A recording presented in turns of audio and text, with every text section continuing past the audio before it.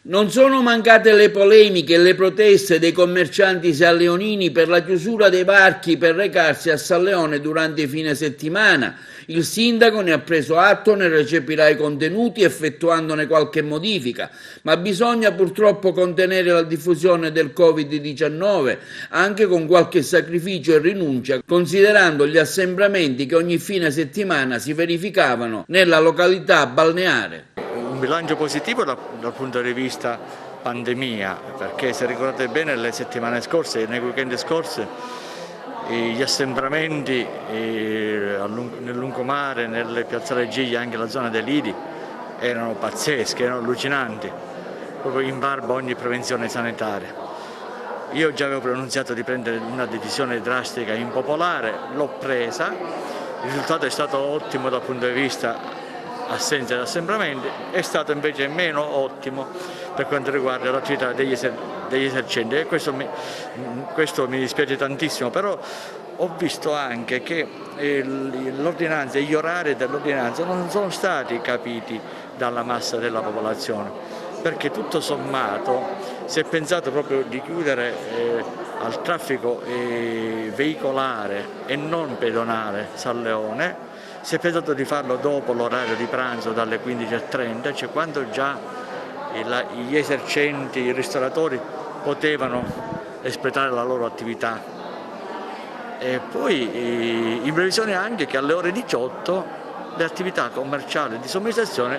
devono chiudere per decreto nazionale.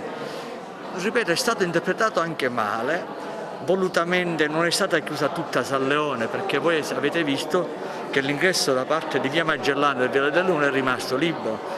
e quello lì, scusatemi, è un altro punto di ingresso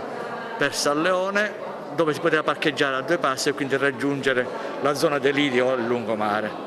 Una cosa è certa, che noi facendo questa specie di posto di blocco abbiamo interrotto il flusso veicolare più della provincia che degli agrigentini stessi, perché tutto sommato gli agrigentini si sono riversati su Agrigento, quindi via della Vittoria e via Tenea, però vedendo le immagini non penso che ci siano stati tanti assembramenti che peraltro non potevano essere comunque dominati dalle forze dell'ordine perché li avevamo impegnati nella zona dei lidi. Ripeto, il bilancio dal punto di vista sanitario è ottimo, penso di rivedere qualcosa anche in concerto con Sua Eccellenza il Prefetto, il Questore e le altre forze dell'ordine per poter migliorare questa decisione e non creare disagi ulteriori a chi, ahimè, già da mesi e da quasi un anno è stato danneggiato proprio a causa del Covid-19. Sindaco, il Palacongressi è stato messo a disposizione per l'ASP, per la vaccinazione, si è annunciato un'apertura per oggi ma ancora è stata rinviata, che novità ha lei? Anch'io ero pronto per l'apertura di oggi, per l'inaugurazione, poi sono stato avvisato all'ultimo momento, forse a quanto pare, non so se per un problema tecnico o per l'assenza ancora dell'arrivo dei vaccini, però la struttura è pronta, è prontissima, ci sono 45 postazioni ben organizzate con filiere di 7 postazioni,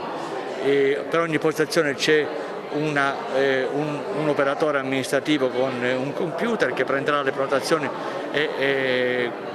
aprirà poi le porte ai vari ambulatori.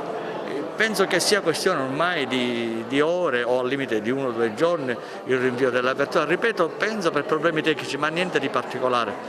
già è tutto avviato.